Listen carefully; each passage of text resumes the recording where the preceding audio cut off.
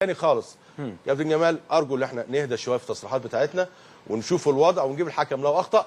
تمام، لان احنا قلنا كلنا اجمعنا في الاستوديو اللي انت مش هتوصل للحقيقه. طيب احنا معانا المستشار مرتضى منصور رئيس مجلس اداره نادي الزمالك. سياده المستشار اهلا بيك معانا في استاد النيل. مساء الخير يا كابتن خالد، مساء الخير كابتن نبيل، كابتن اسلام، كابتن علاء. اهلا سياده المستشار. اولا انا بحيي هذه القناه المحترمه، تاني المحترمه، لاني انا بتابع اللي انتوا قلتوه، برغم ان في يمكن الثلاثه بينتموا الى النادي الاهلي لكن ثلاثه شرفاء. انا بشوف الاخ سيف زاهر عامل معجنه في القناه للاسف الشديد اللي عنده. طيب. شايف الاخ اسمه مدحت شلبي بتاع شلبوكه ده عامل معجنه عنده وبيزيد المشكله مشكله. بص يا خالد، اتفضل. نادي الاهلي نادي كبير مش محتاج حكام يساعدوه. صح. حصل النهارده اساءه كبيره لنادي كبير اسمه النادي الاهلي. كان من الممكن النادي الاهلي يغلب النهارده 3 و4 من غير حكام. ودي على كده ان المباراه الاولى كانت 3-1. كلام في منتهى العقل بصراحه. كلام في منتهى العقل، ويمكن الكابتن علاء والكابتن اسلام والكابتن علاء نبيل قالوا ان الاهلي مش محتاج حكم ولا الزمالك محتاج حكم عشان يكسب. لكن انا عايز اقول معلش يا خالد، يعني استحملني الاخر. لا اتفضل. في خناقه بيني وبين جمال غندور. في خناقه شخصيه بيني وبين جمال غندور. يا جمال انت لو راجل خليك معايا انا، مالكش دعوه بالزمالك. جمال غندور تاني بقول لك تاني المره الثانيه، رجولتك خش معايا انا، مالكش دعوه بالكيان. لان انا ولا 40 مليون مصري زملكاوي هيسمحوا لك باللي انت بتعمله ده. ايه بقى الخناقه دي بقى؟ لو تفتكر يا خالد انا كان ليا تصريح ايام الاخ ولي احمد. ايوه. تفتكر؟ ايوه. عن فودافون وواقعه الرشوه مليون جنيه. ولم يجرؤ بني ادم يعمل ضد بلاغ. بس بلاش بعد اذن حضرتك اسماء شركات عشان اعلانات بس. طيب بعد اذن. لم يجرؤ، تاني بقول اهو، لم يجرؤ بني ادم يعمل ضد بلاغ. خلاص؟ الاخ جمال غندور كان في مرسى مطروح من حوالي 21 يوم.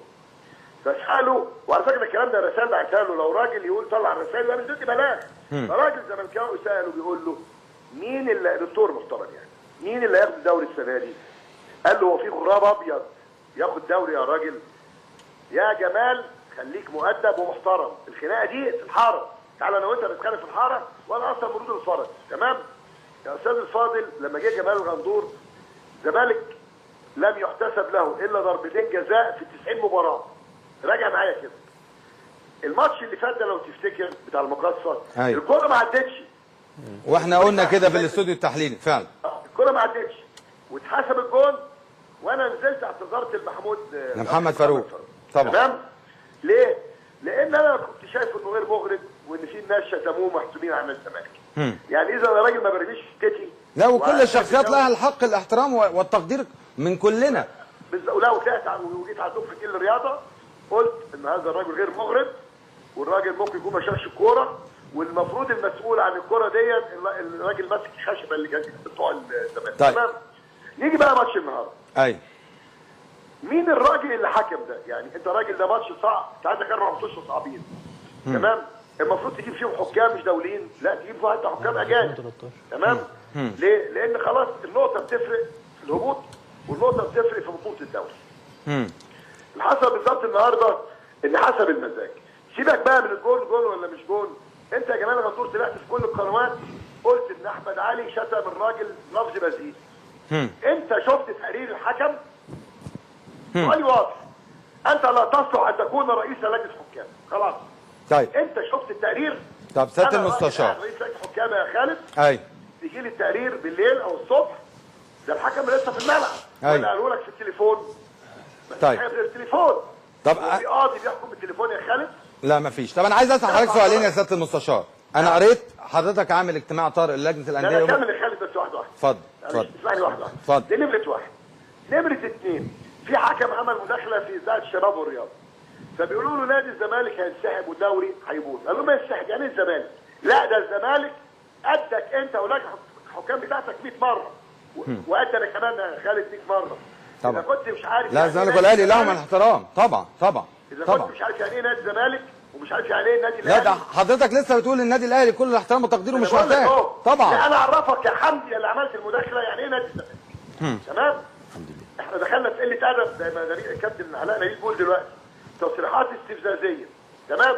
في راجل اسمه احمد الشناوي ده بيجي في اخر يعني بيجي اخر دايما اخر التعليق بعد لو تفتكر بيجيبوه في الاخر بيدوا له سبوبه كده ايه قرشين عشان يقول ايه والنبي يا سياده المستشار ما دخلش الكلام ده. والنبي الاخ مدحت شلبي جايبه دلوقتي الاول في الاول والنبي يا سياده المستشار ثانيه واحده يقول لمصر دلوقتي يقول لمصر دلوقتي ان علي ماهر جاب جول مش عارف في فريق افريقي زي ده بالظبط جايب اللقطه تمام. انا ما يهمنيش دي جول ولا مش جول، مش قضيتي انا مش قضيتي. طيب. انا قضيتي ان الزمالك جه في جول في ماتش المقاصه مش مظبوط. انا قضيتي ان في حكم عندك حسب ضربتين جزاء ضد الزمالك مش مظبوطين. انا قضيتي ان الانتاج الحربي خليته هزمني اهو وطلائع الجيش 3 4 فرق خدوا مني حوالي 10 12 بونت مش مظبوطين. فانا النهارده كلامي واضح. جمال غندور موجود، الزمالك مش موجود. ليه بقى؟ تاني بقول اهو جمال الغندور كان عنده مشكله و20 قضيه لا والنبي فيهم عبد الرحمن بركه والنبي يا سياده المستشار. طيب بص هقول لحضرتك، يعني حضرتك بتقول لو اللجنه دي موجوده زي ما هي هيبقى انسحاب من الدوري الممتاز. لان بص الاهلي طيب. هل الاهلي محتاج مساعده؟ لا مفيش، لا الاهلي ولا الزمالك محتاج مساعده طبعا. طيب احنا هنيجي اجتماع طارئ لجنه الانديه ان شاء الله. وعلى فكره كل الانديه بتصرخ من الحكام خالد. ايوه كل الانديه مش انا بس، كل الانديه بتصرخ من الحكام. وبعدين لما تيجي على النادي الاهلي تاني بقول لك تاني النادي الاهلي ليس في حاجه الى مساعده طبعا. اللي محتاج يغش في الامتحان البليد الصائب. طب مباراه انبي يا سياده المستشار بكره. طب هل النادي اللي واخد 32 دوري او 33 مش محتاج حكم مغرض يجي يساعده عشان ياخد البطوله 33 مش محتاج. طيب. انما انتوا اساتوا للنادي الاهلي واساتوا الرياضه المصريه. انا كلامي واضح. مباراه انبي بكره مين الكبير يتكلموا في اتحاد الكوره؟ فين اتحاد الكوره؟ في حد يتكلمه؟ انا كلمت. انا بقول لك اهو كلمت الاخ ثروت، كلمت الاخ رئيس لجنه المسابقات الاخ كابتن عامر حسين. كلامه واضح. وجود هذا الرجل المغرض اللي داخل في خناقه شخصيه معايا اللي جاي عندي البلد 3 4 مرات عشان يحكم بين مراكز الشباب كوره صغيره عشان يكسب قضايا طريقته لا يصلح ان يكون رئيس لجنه. طيب ماشي يا سياده. الثاني هقول اسم الامر. لا والنبي يا سياده المستشار انا بشكرك والكلام واضح من سياده المستشار مرتضى منصور. مباراه انبي بكره ما هو سياده المستشار حضرتك معانا هو كلامه واضح ان هو بلغ العميد ثروت سويلم وكابتن عامر حسين لو اللجنه موجوده مش هيكمل الدوري الممتاز. طبعا كل الشخصيات لها كل